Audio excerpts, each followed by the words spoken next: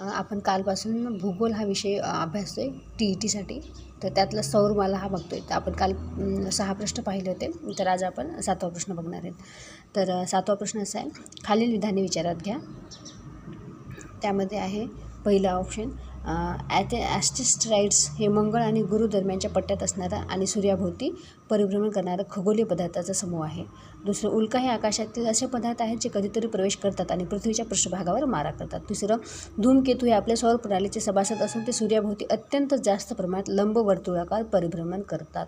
तर हे जे तिन्ही दिलेले आहेत ना विधाने, हे तिन्ही विधाने बरोबर आहेत. त्यामुळे ह्याच्यातला ऑप्शन येतो आपला चौथा, की वरीलपैकी सर्व. त्याच्यानंतर आपण 8वा प्रश्न बघणार आहेत. खालीलपैकी कोणती विधाने जास्तीत जास्त स्वीकारार्ह असलेल्या सौरमालेच्या विकासाच्या सिद्धांताचे योग्य वर्णन करू शकते.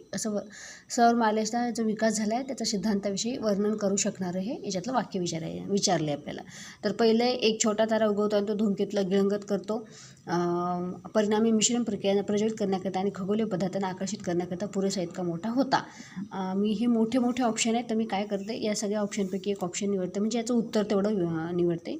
तर याचं उत्तर तिसरं येणार आहे, की तो मोठमोठ्या ताऱ्यांच्या टकरीमुळे झालेल्या स्फोटातून उरलेले पदार्थ ग्रह तयार करतात. त्यांच्या भोवती हायड्रोजन गाभा असलेले वर्तुळ असते.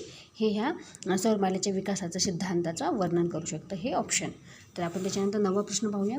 मध्यभागी नुकतेच कृष्ण विवर संदर्भात साक्षात्कार झाले होते, त्या संदर्भात योग्य विधान ओळखा. ते कृष्ण विवर म्हणून जे झालेलं ना साक्षात्कार म्हणलं त्याच्याविषयी, तर त्याच्याविषयी कुठलं विधान हे योग्य आहे असं विचारलं आहे. तर याच्यापैकी 3 ऑप्शन दिलेत आपल्याला. तर याच्यापैकी अ आणि हे जे क आहे, अ आणि क, सॉरी, अ, ब, क, ड हे 4 ऑप्शन दिलेले आहेत. तर त्याच्यापैकी अ आणि हे क हे 2 उत्तर आहेत ऑप्शन. तर ते उत्तरामधलं, कृष्णविवर हे अवकाशातील असे क्षेत्र आहे जिथून प्रकाशासह कोणत्याही गोष्टीस बाहेर पडण्यास गुरुत्वाकर्षण रोखून ठेवते आणि हे कृष्णविवराच्या वस्तुमानात सातत्याने वाढ होत असते, ते कधीच कमी होत नाही. हे दोन्ही ऑप्शन त्याचे बरोबर आहेत. त्यानंतर आपण 10वा प्रश्न पाहूया.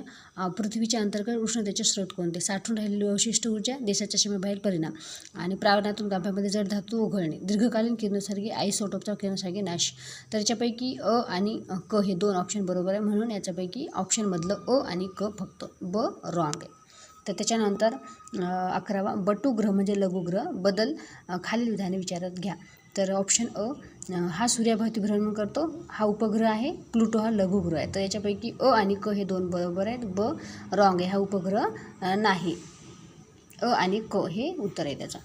12वा, सौरमालेतील खालीलपैकी कोणते भाग ग्रहांच्या पलीकडे आहेत?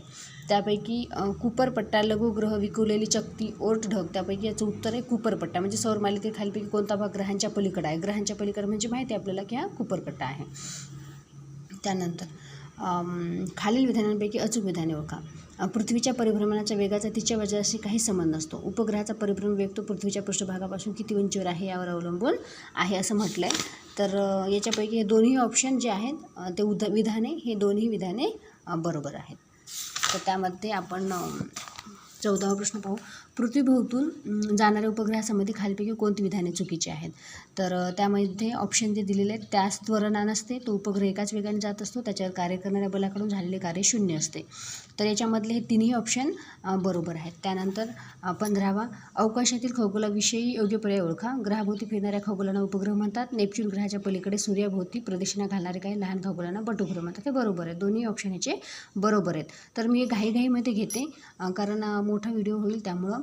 तर हे जे प्रश्न आहेत ना, हे प्रश्न असेच नाही आहेत जे शालेय पाठ्यपुस्तक आहेत ना, तर आपल्याला आता वेळ कमी आहे त्यामुळे शालेय पाठ्यपुस्तक वाचणं होत नाही. त्यामुळे याच्यावरचे जे सगळे काही प्रश्न आहेत मेन महत्त्वाचे, आणि हे प्रश्न येऊनसुद्धा गेलेले आहेत एक्झामला, ते प्रश्नाचं मी रिव्हिजन घेते. रिव्हिजन मला पण होतं आणि तुम्हाला पण करून घेते मी, आणि हे खूप महत्त्वपूर्ण असे प्रश्न आहेत. तर ऑप्शन तुम्ही व्यवस्थित तुमच्या स्वतःहून ते वाचा, मी जरी वाचत नसले तरी. पण 15वा प्रश्न आपण बघितला आहे. तर 16 पाहू. खालील काही सौरमालेतील ग्रह दर्शवते. मंगळे, बुध, नेपच्यून आणि युरेनस. तर याच्यामधलं जे सौरमालेतील ग्रह जे आहे ना, ते बुध आहे सौरमालेतील, त्यामुळे ब उत्तर आहे. त्यानंतर नेक्स्ट प्रश्न, सौरमालेतील खालीलपैकी कोणत्या ग्रहाचे तापमान सर्वात जास्त आहे?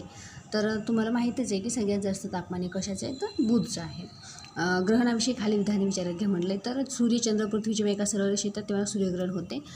सूर्य पृथ्वी चंद्र जेव्हा एका सरळ रेषेत येतात ते चंद्रग्रहण होते. हे दोन्ही ऑप्शन बरोबर आहेत. म्हणजे अ आणि ब हे दोन्ही ऑप्शन बरोबर आहेत. तर 19वा प्रश्न पाहू. आपण महिन्यातून एकदा पूर्ण चंद्र बघू शकतो आणि त्या रात्रीला खालीलपैकी काय म्हणतात. तर माहिती आहे, हे तर सोपाच प्रश्न आहे. तर आपण त्याला काय म्हणत असतो, पौर्णिमा, कारण पौर्णिमेला चंद्र आपण पूर्ण बघू शकतो ना. तर त्याच्यानंतर 20 पृथ्वीच्या परिभ्रमण गतीविषयी अयोग्य विधान निवडा. पृथ्वी सूर्यापासून दूर अंतरावर असणाऱ्या स्थितीस अपभू स्थिती म्हणतात आणि अपभू स्थितीमध्ये पृथ्वीची परिभ्रमण गती सर्वात कमी असते. बरोबर आहे. तर पृथ्वी जी आहे ना सूर्यापासून दूर अंतरावर असते तेव्हा त्याला काय म्हणतात, अपभू स्थिती म्हणतात आणि अपभू स्थितीमध्ये पृथ्वीची परिभ्रमण गती सर्वात कमी असते. हे बरोबर आहे. तर आपण 20 प्रश्नापर्यंत आज पाहिले. याच्यानंतरची सिरीज अशीच चालू राहणार आहे. आपण आता याचे पुढचे प्रश्न नंतरच्या व्हिडिओमध्ये बघू. थँक्यू.